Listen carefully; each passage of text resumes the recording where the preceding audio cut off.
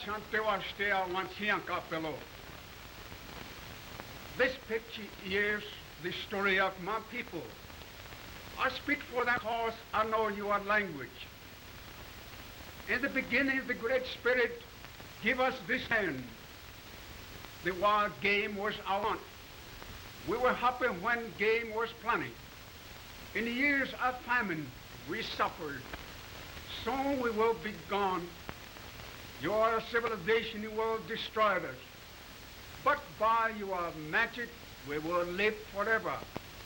We thank the white who helped us to make this picture. They came to our forest. They share our hardships. They listened to our old men at the campfire. We told the stories of grandfathers. That is why this picture is looked not upon as actors. We are living our own life as we live it yesterday. Everything you see is as it always has been. Buckskin clothes, our birch bark canoes, our wigwams, and our bows and arrows. All were made by my people just as they always have done. Only 6 of these Indians have ever a motion picture. Many of them are still in the forest, hunting the game that is ever growing less.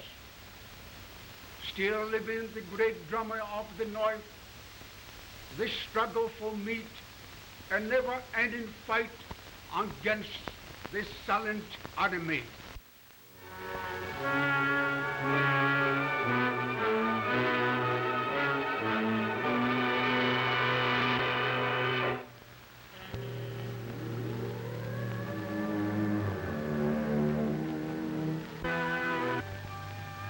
Long before the white man came to America, when all the land still belonged to the red man, the Ojibwe tribe had a small encampment by a riverside where they lingered in the seductive haze of Indian summer.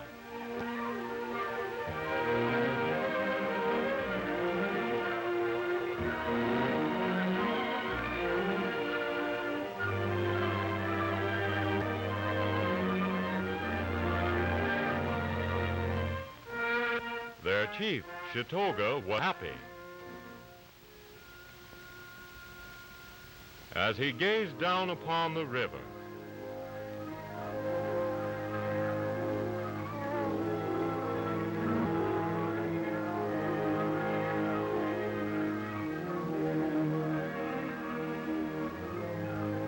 his heart was glad, for there his own young son was practicing the arts that would surely make the lad a mighty hunter someday.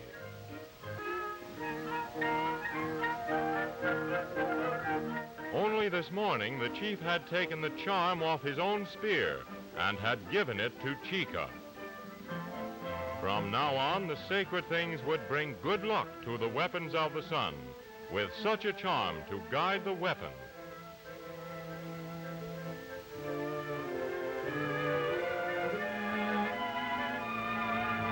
Chica's spear was sure to find its mark.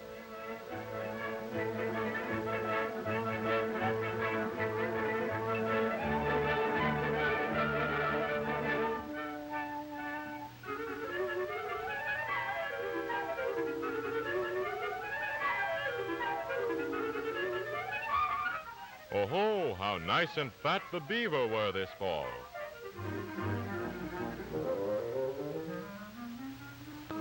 Chica would catch some beaver pretty soon.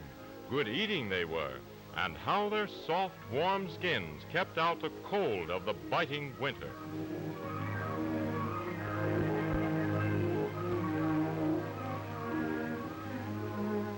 To be famous a tribe as a good hunter, Baluk was famous among the Ojibways. Baluk was easily their greatest hunter. The meat rack at Baluk's teepee was rarely empty. His mother had lots of skins to make into clothing, and ever more meat did Baluk fetch home.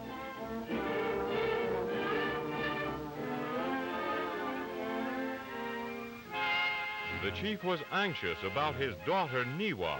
she had not been seen since early morning. Had anyone seen her?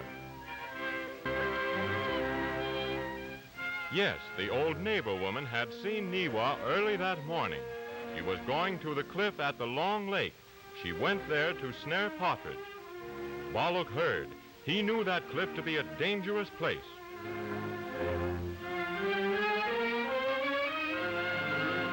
Balak would paddle across the lake at once to see that no harm came to Niwa, the girl he hoped to make his wife.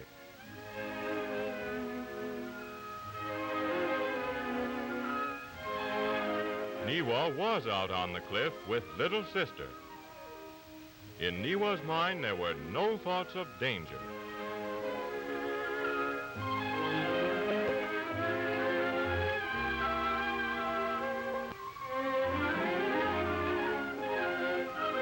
The Indians call this small hunting, and Indian girls were proud to be good at it.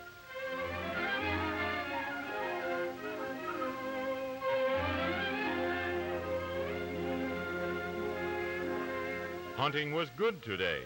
Niwa's luck had been with her all that day.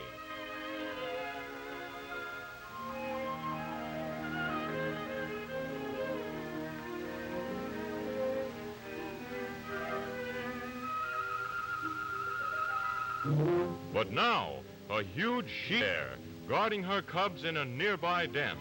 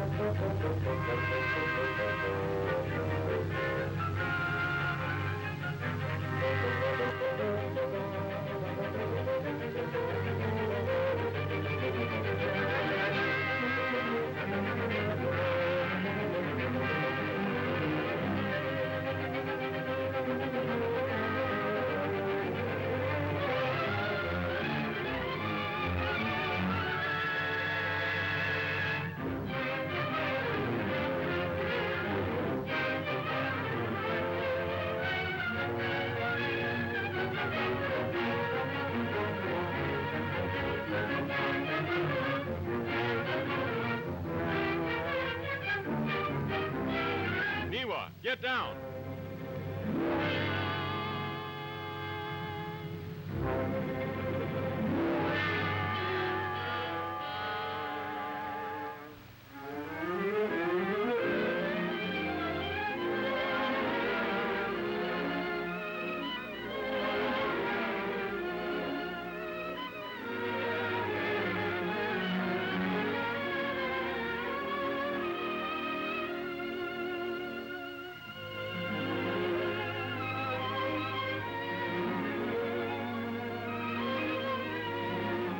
Niwa would go and hunt for the cubs.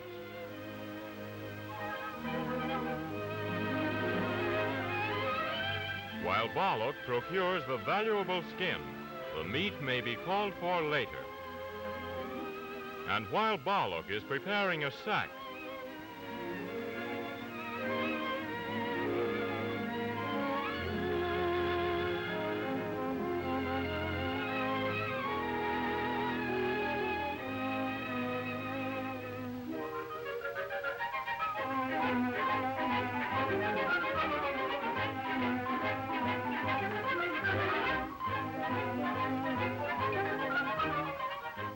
two bundles of anger, teeth, and claws.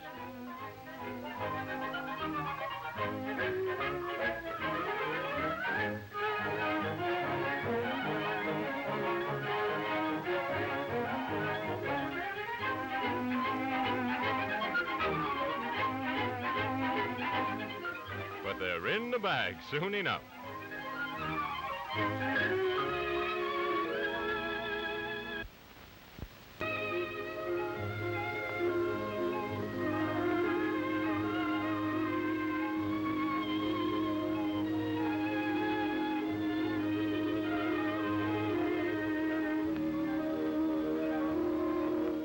Boy Chika worshipped Balak, and the friendship was returned. As a token, Balak gave the little bears to Chika, warning him not to let his head be bitten off. Chico would tame them soon enough.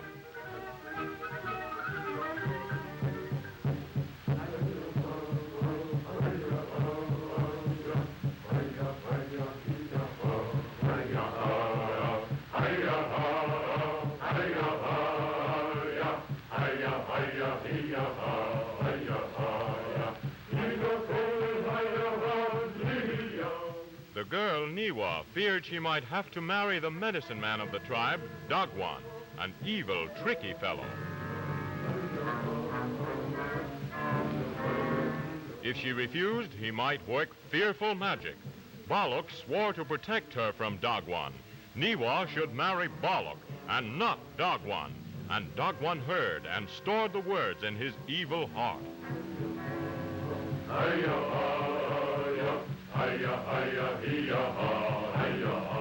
Chief Chitoga was talking to his men. There had been 6 fat years. Now would come the 7th year, starvation and death. Balak must lead the men on a great hunt. Only so could the tribe survive the coming hunger. As the sun was rising on the next day, the tribe was up and stirring. Chief Chitoga's orders were being carried out. Balak was leading the hunters to the forests of the south for a great hunt to stave off the hunger of the coming 7th year. Game was now at its best, but soon winter would be here.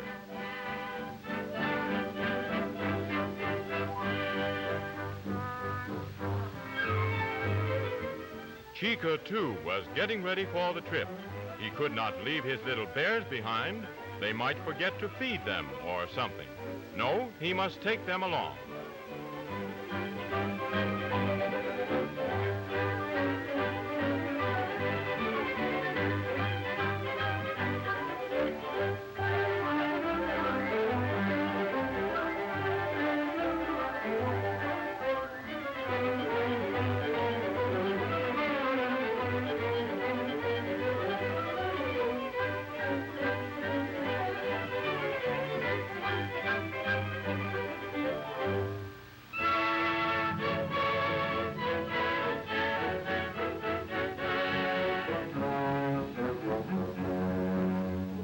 Many words were spoken, but hearts were aching.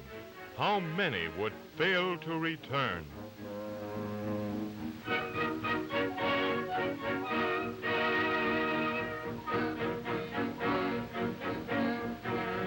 No, Chica could not come. He was much too young.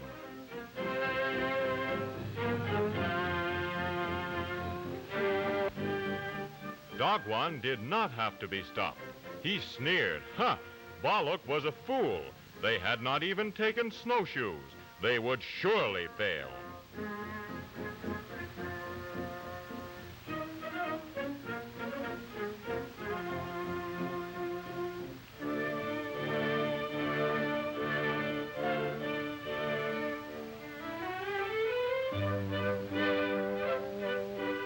But Chica was made of better stuff. Would someone help him to get his bears in his canoe?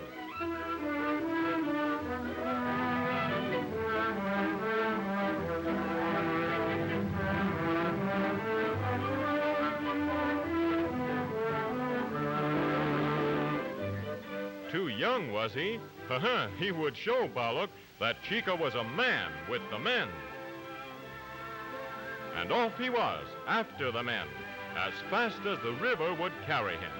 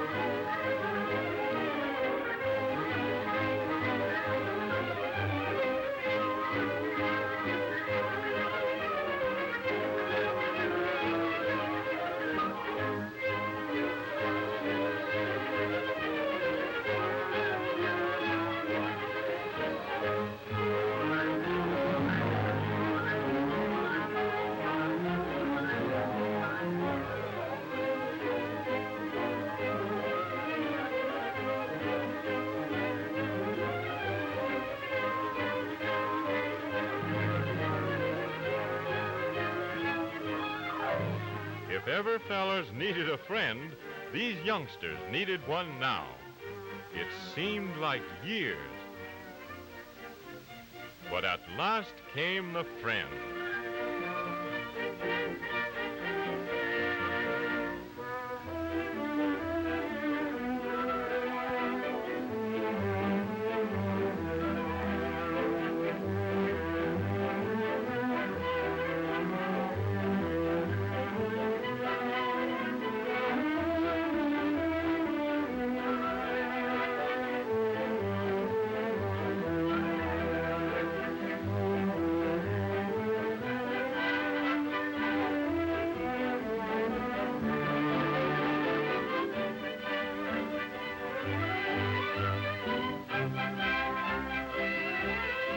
But Chica doubted if Bollock was still his friend.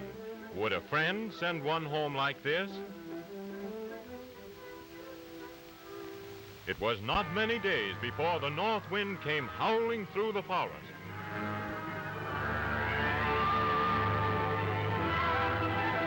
The wild geese took rapid flight for warmer places south.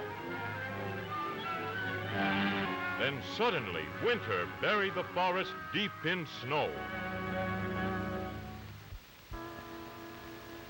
Safely at home, the tricky Dogwan went into the forest to hunt. If Dogwan could show the chief that he, Dogwan, was a better hunter than Bollock, surely Dogwan would get Newa for wife. What Indian father would not give his daughter to the best provider if Bollock would only fail on that hunting trip?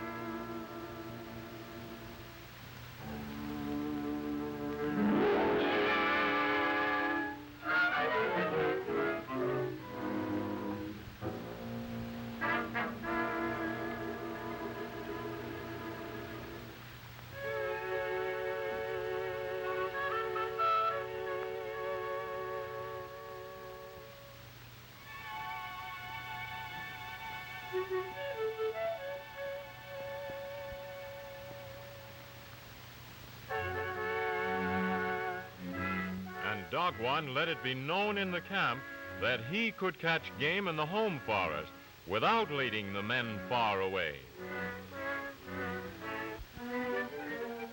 Chica's little bears were growing up. That dog had waited day after day for this chance. Now they would fight it out.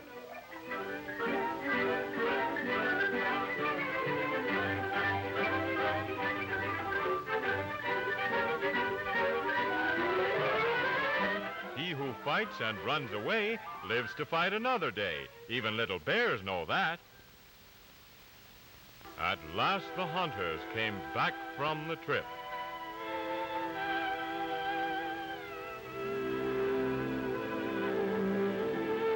Dogwan's wish was fulfilled. Bollock had failed miserably. The men came back empty-handed.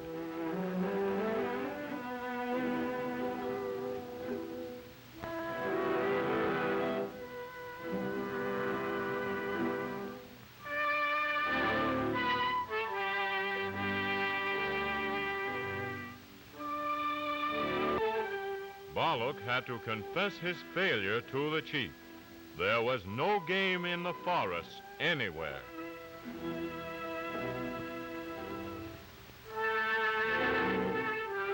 The tribe must move away from this land of coming hunger, or the tribe would perish. Chief Chatoga still had faith in Balak. The chief would call a council of the men. Newa, too, still had faith. Let Dagwan laugh. That one deer did not make Dagwan a great hunter.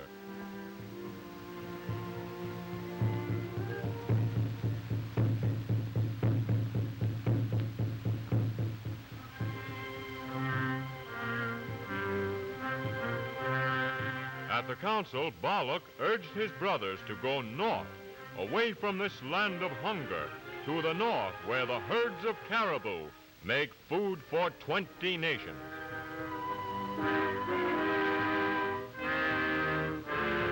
The older men agree with that. Not so Dagwan. If Balak leads the tribe into disaster, Balak must be held responsible. Balak will have to pay the price. But the chief decided to act on Balak's counsel. At dawn, you will roll the bark of your teepees. The tribe goes north to the land of caribou. At sunrise, it was done as the chief had ordered. The cold morning sun beheld the tribe getting ready for the long, long trail north.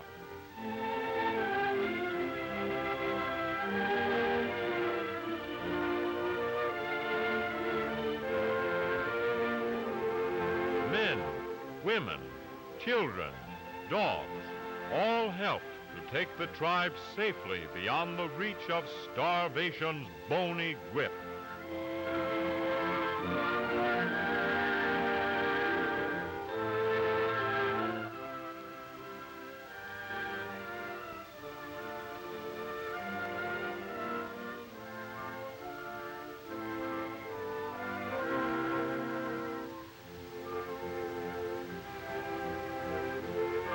Into the biting winds they moved, through silent, empty forests, o'er frozen lakes and wind-swept hills, into ever-increasing cold.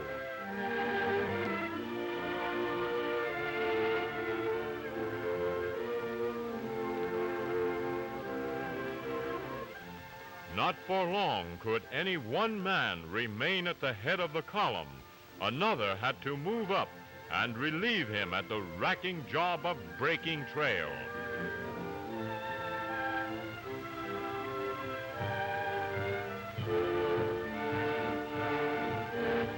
Each day a greater trial than the last.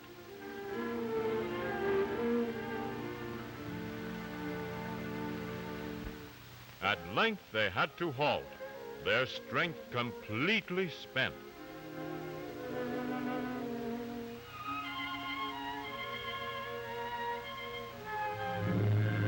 By now, their dogs were so fierce with hunger that they sought to kill and eat one another.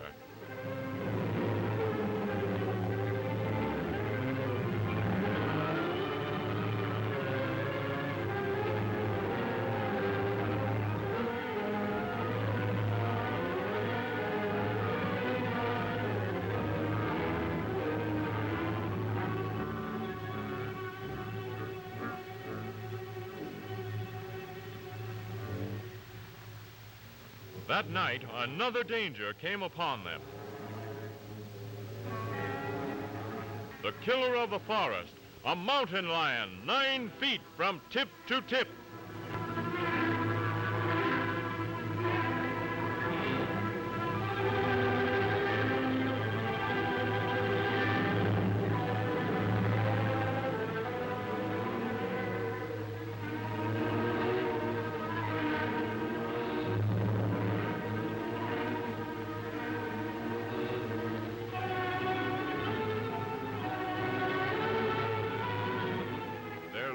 And only deer was being devoured.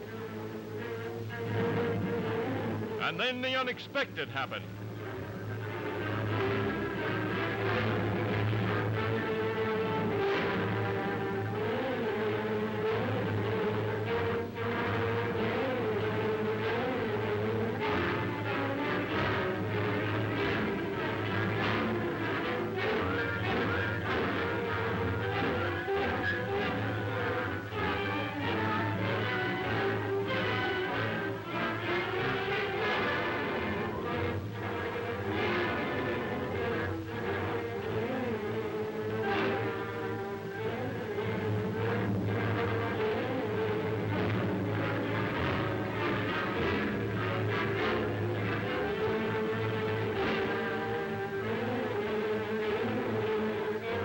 Why don't you go out and fetch in that deer? Who, me? What's the matter with you?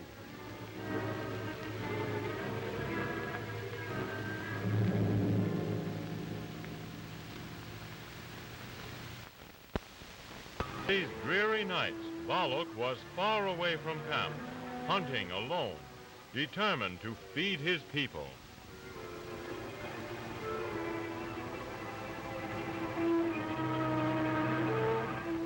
Suddenly, gray shadows streaked through the night. Wolves, a pack of wolves. There must be game. Balak made after them.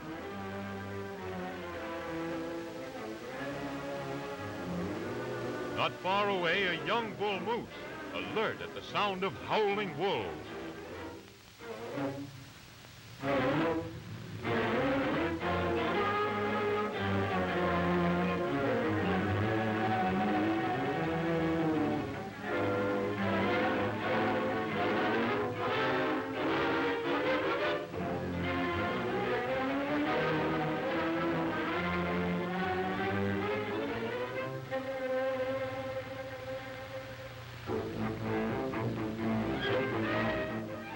Ravenous beasts attacked as a pack of wolves always attacks. A vicious circle around their victim. Now here, now there, a flash of fangs, a bite, a slash.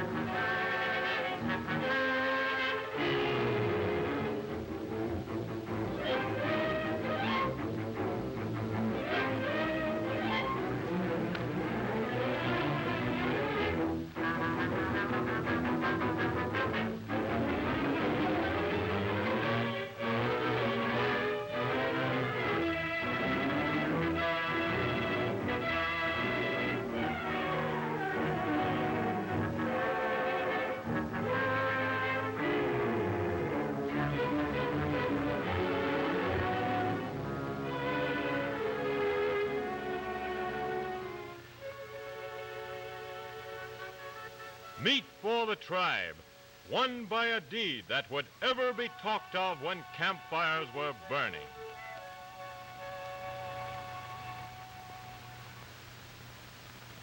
Now that Balak had brought in meat to last for many a day, the chief again had ordered the tribe on the march.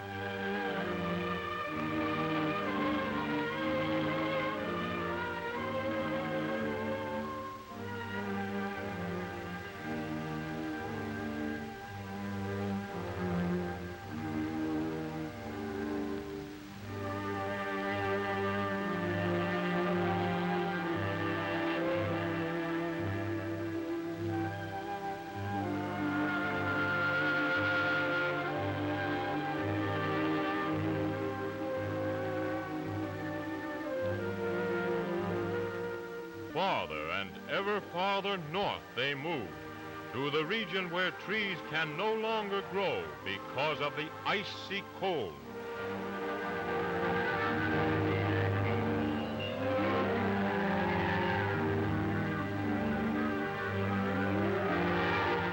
Day after day, the same terrific hardships, with new ones added.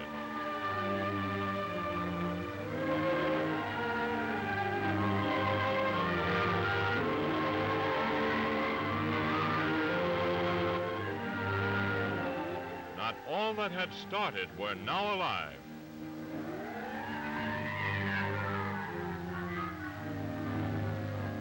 Now and then, one fell by the wayside, never to rise again.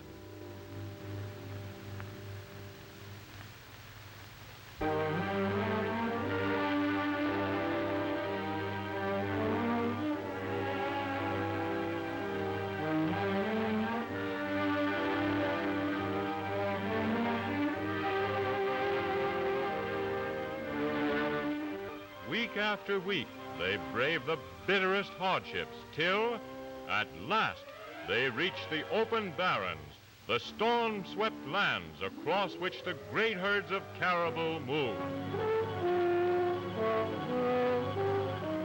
In a sheltered valley, in a clump of trees, the Ojibways had set up their teepees. The men were gathered for a council in the teepee of their chief, Chitoga. Dagwan accused Balak of having caused the misery of the tribe. But the herds of caribou are sure to come. Bah, the tribe is dying while this man talks of caribou. Chief Chitoga stops their quarrel. He will go to the mountain top.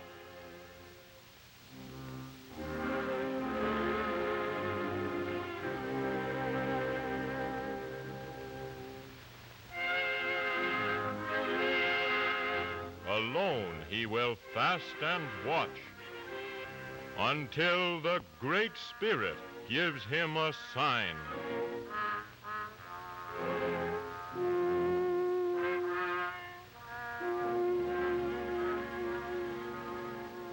So they prepared their chief for his holy office.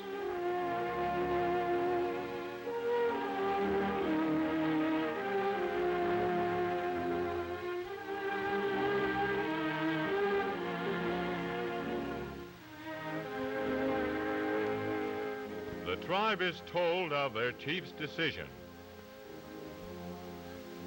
Chitoga begs them to have courage, and now he throws his life into the balance that the tribe may live.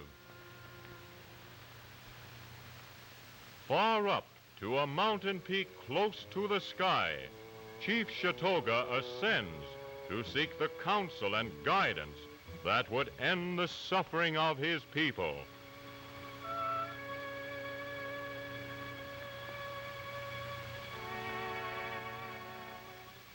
Surrounded by all his sacred things, the chief will salute the sun each day on rising and on setting.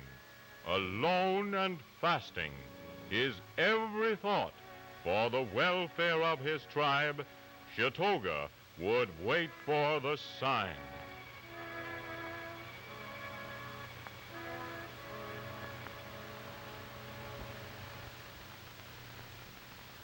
His men had orders not to come for him until they had good hunting.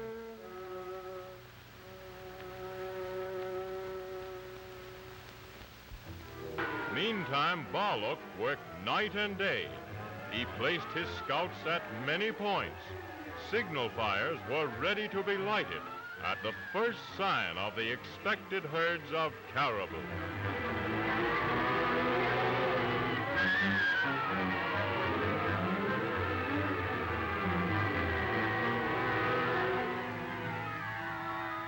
Still, the Great Spirit had not relented. Chief Chitoga continued his watch on the mountaintop, a lonely figure in the vast and frozen silence. From fasting and exposure, the chief had at last to be carried to his teepee.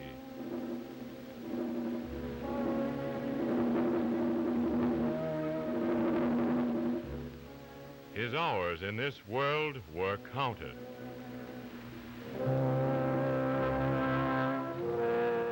He felt the approach of the spirit canoe that was to carry him over the Milky Way to the happy hunting ground.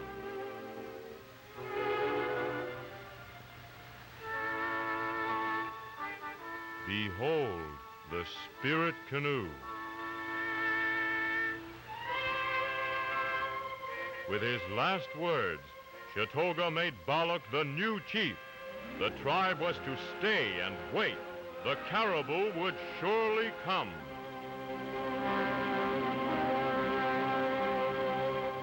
His war bonnet to show his rank, his battle staff to recount his brave deeds in this world, his sacred medicine bag to protect his soul from harm. All these must go with a chief when he passes over to face his Creator.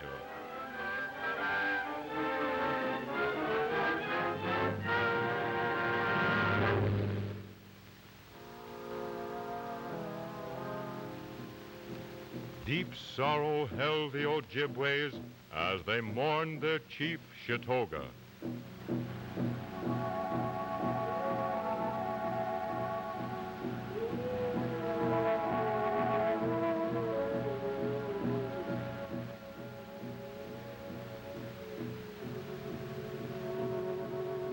In silent sorrow sat Niwa, mourning her father.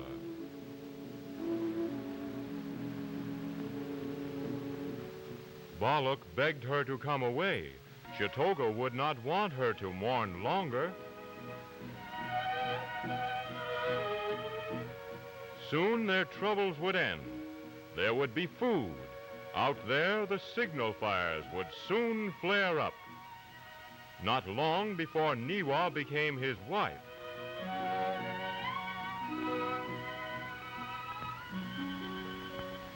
Dagwan assembled the men in the medicine lodge. It was a sad and broken people that answered the drums. Chitoga was gone. Who could stop Dagwan from doing away with Balak now? So Dagwan excited the tribe against Balak.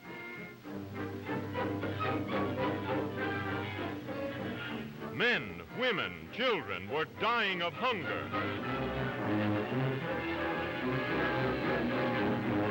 Who is responsible for all this suffering? Balak.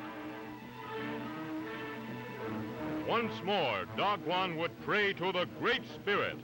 This time they must obey his message. If not, they would perish, all of them.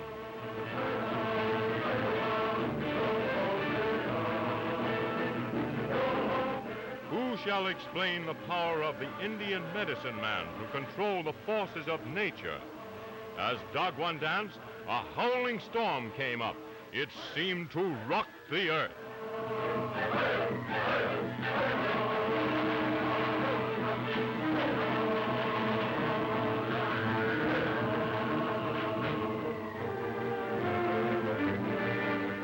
In that tempest, Dagwan heard the Great Spirit roar.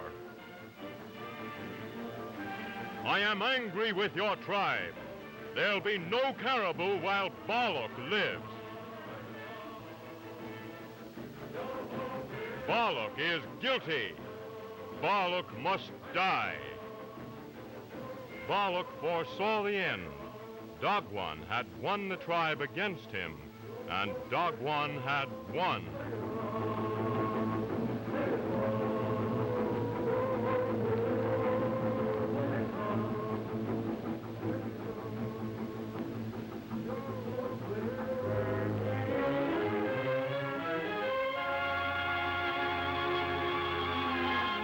This was the end for Balak. True, he had failed. The tribe was dying of hunger, and Balak, their chief, had failed them.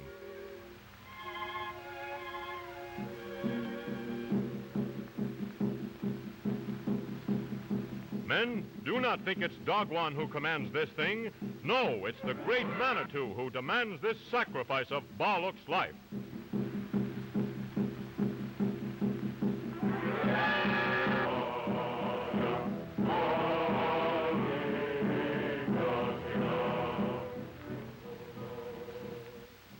Hark, they come, singing the death chant for Balak.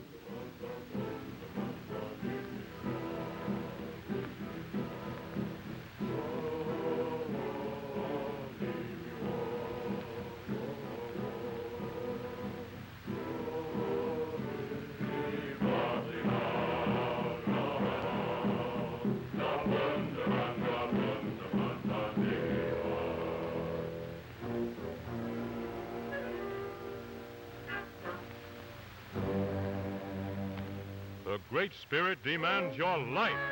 Choose the manner of your death. I die like a chief, by fire.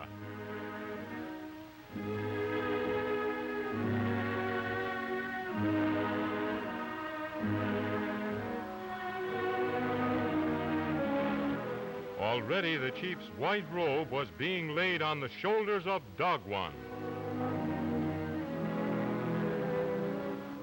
while the women were building the fire.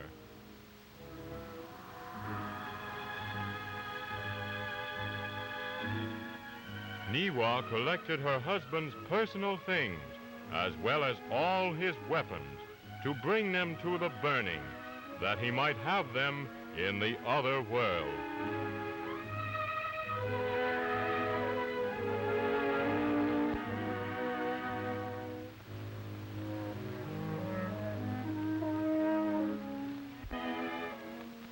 As Dagwan hurried the building of the fire, Balak was taking leave of his brothers.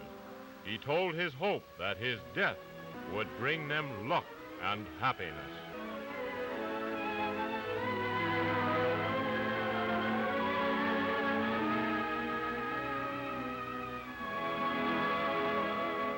In vain did Dagwan's crafty eyes search Newa's sorrowing face for a sign of hope. Remember, men, I die not like a dog, I die like a chief of the Ojibwe.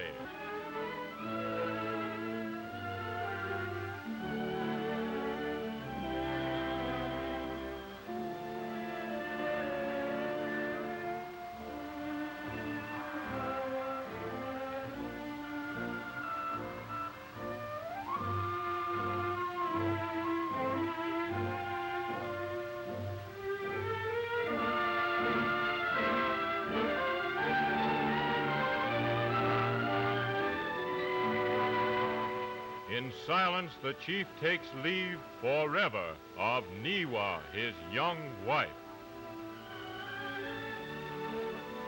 and of his mother. Farewell.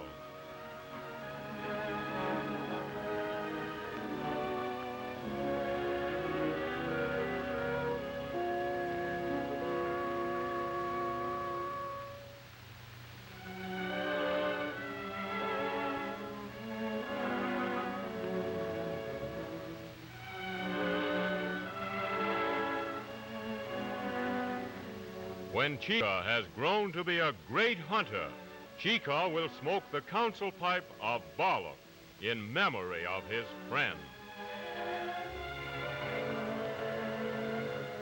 Farewell, Chika.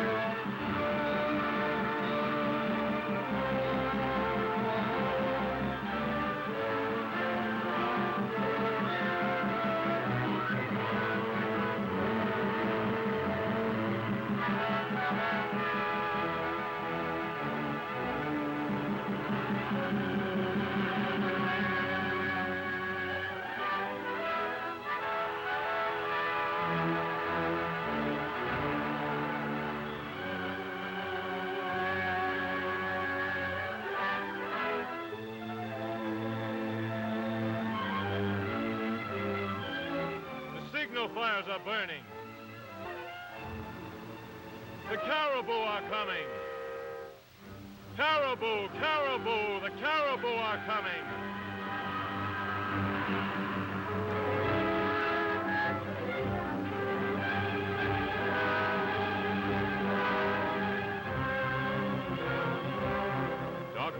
blood ran cold as he heard these cries of caribou. With all her love, Newa recalled her husband from the long trail on which his spirit had already started. Balak, hear me! The caribou are here!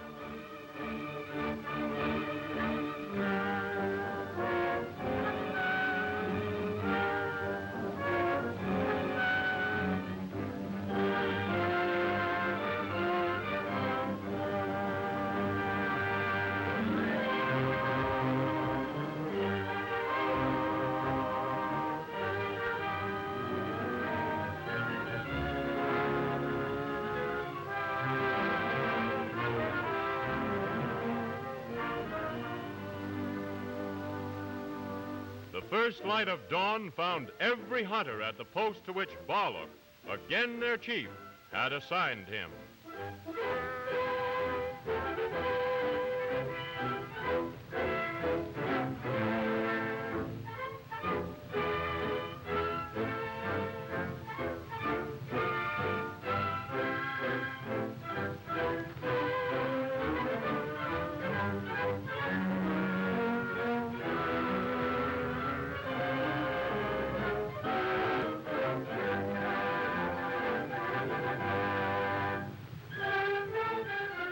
A mighty stream of caribou was coming.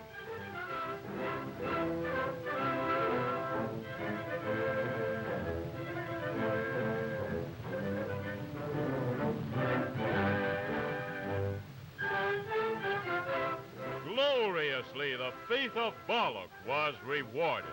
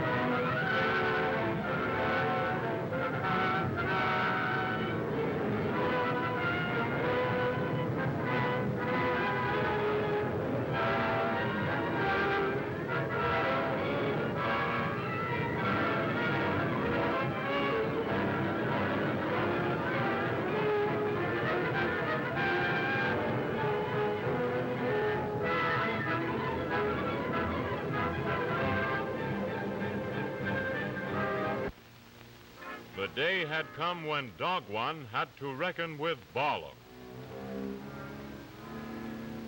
Dagwan knew the penalty of the tribe for making false medicine in the name of the Great Spirit.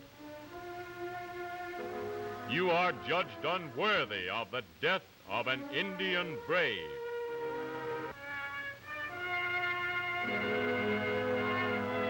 Yours shall be the slow death, without food, without weapon, you will take the long trail into the barren lands, never more to return.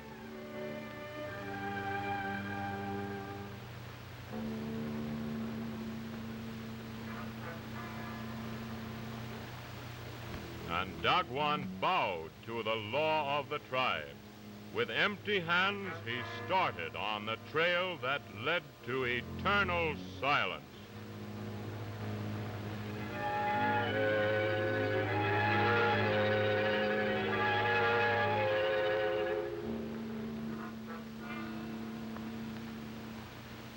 Not one in all the tribe regretted the passing of this evil man, Dagwan. In their new village, the teepee snug and warm, made with the skins of the caribou, they gave themselves over to feasting and merrymaking after their long stretch of hunger.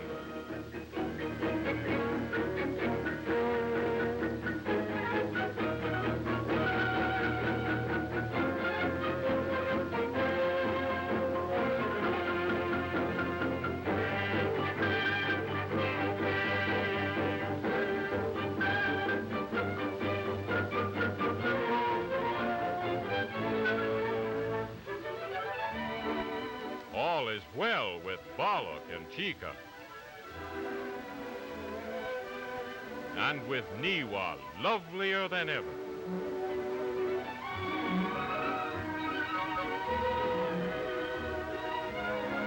That is where Balak speared the bull moose. Do you remember?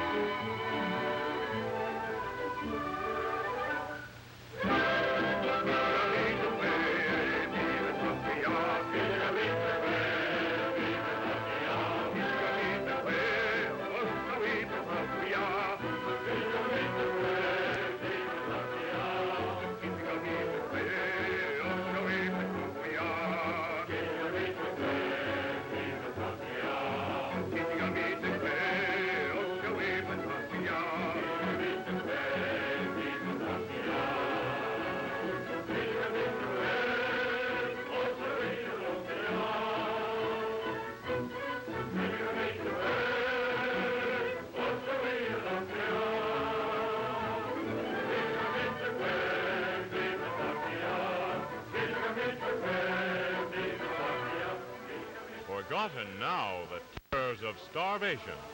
Far behind lie all their troubles.